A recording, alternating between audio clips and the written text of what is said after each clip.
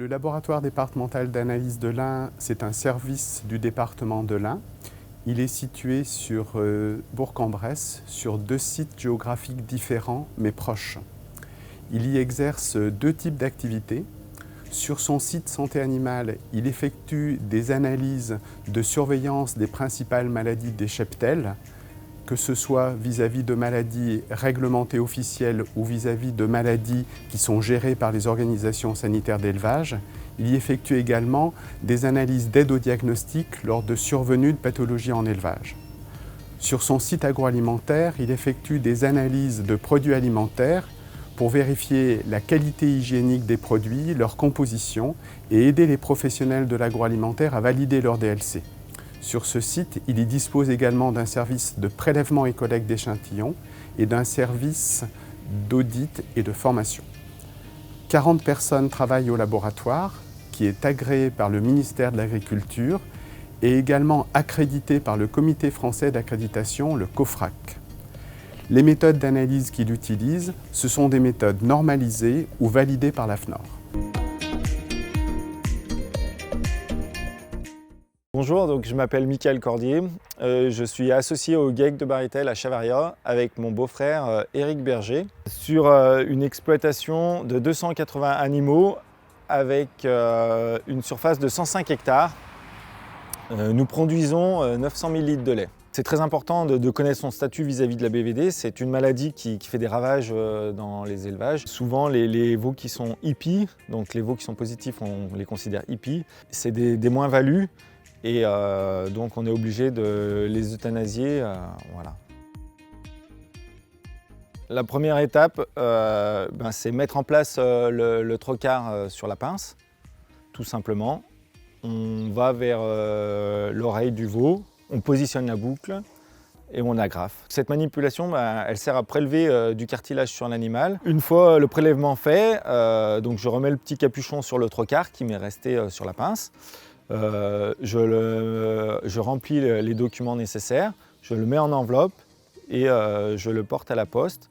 Il sera acheminé au laboratoire départemental de l'Ain. Le laboratoire de l'Ain va récupérer le cartilage et fera l'analyse de la BVD. Sous 4 à 5 jours, j'aurai le statut de mon bovin. Je saurai s'il est positif ou négatif vis-à-vis de la BVD. Donc nous nous trouvons dans le service de sérologie où nous faisons un large panel d'analyses. Concernant les analyses BVD, on peut recevoir jusqu'à 300 prélèvements par jour. Alors au départ, ces prélèvements sont triés par cheptel. On enregistre les prélèvements en scannant le QR code du trocard. Par la suite, on va séparer le prélèvement auriculaire du trocard grâce à un instrument qui va percer l'opercule. On va préparer l'échantillon pour l'analyse. On va réaliser au moyen d'un automate qu'on appelle un BEP l'analyse. Les colorations jaunes en fait, vont mettre en évidence les animaux positifs.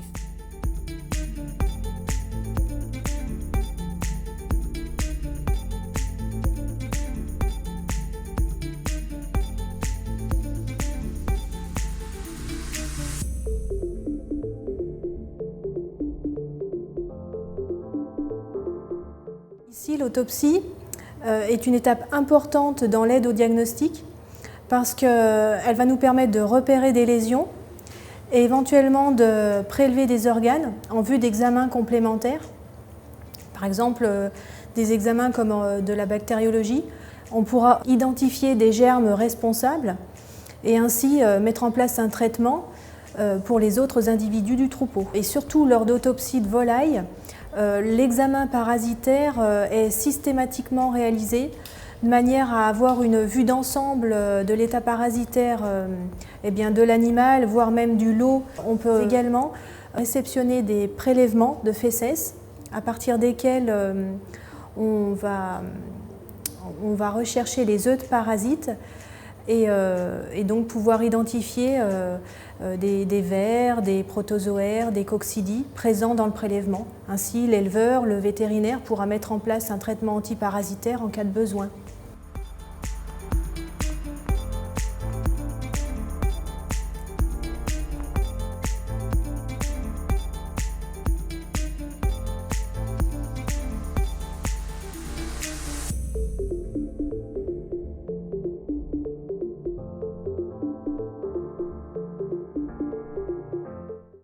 Bonjour, donc aujourd'hui vous êtes sur la commune de Bizia, dans le département de l'Ain, élevage de rameaux.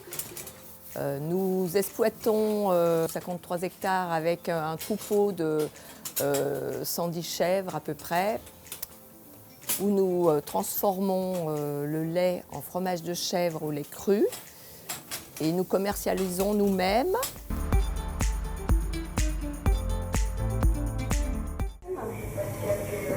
Alors, qu'est-ce qu'on a en prélèvement aujourd'hui? Alors, du lait donc ce matin. Alors, fabrication, lait de ce lait de matin. la traite ce matin. 39, 19. Et là, les fromages fabrication d'hier. Du 29. 29, voilà. Et c'est resté.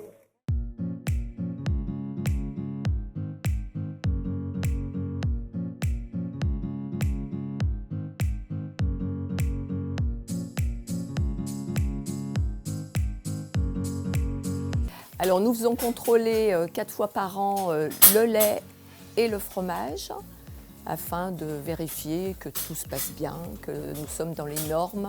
Nous recevons les résultats d'analyse 72 heures après par mail. Faire régulièrement ces analyses, c'est utile pour se rassurer, pour pouvoir continuer à vendre sereinement nos produits.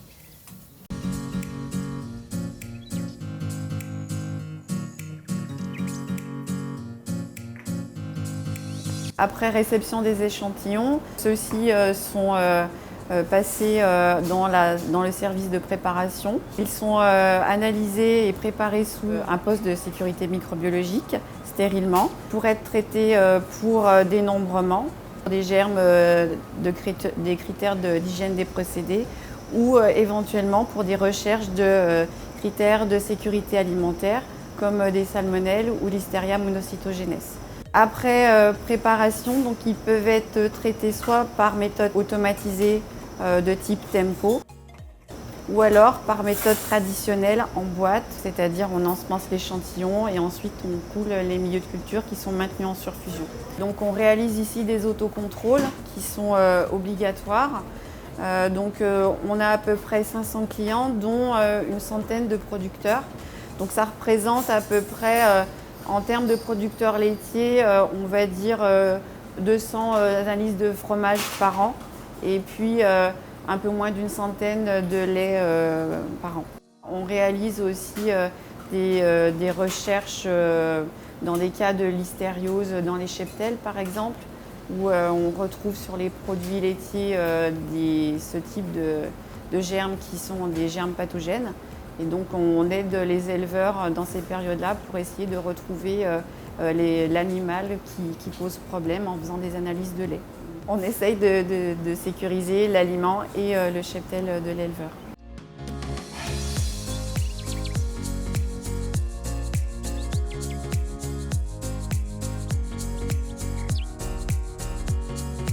Le laboratoire départemental de l'Ain, c'est un plateau technique qui est financé par le département de l'Ain.